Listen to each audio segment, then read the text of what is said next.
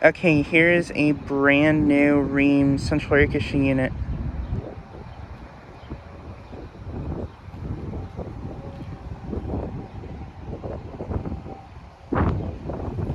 Currently not running. This replaced a 2002 Lennox unit, I believe.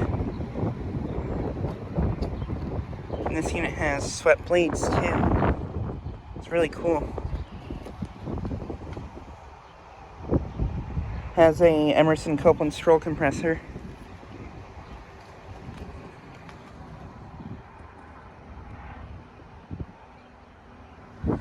It is a 5-ton from 2023.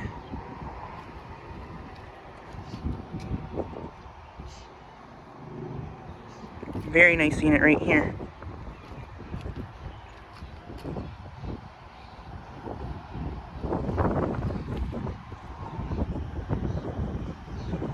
But yeah, it is actually in the mid-60s out today, so I have no idea if it's been on or not. It might have been. I don't know. Motor's not really warm. But yeah, this is located at a commercial place in my town that I filmed at back in August. But yeah, just thought I'd get a quick video of this brand new Rheem unit. Anyways, thanks for watching.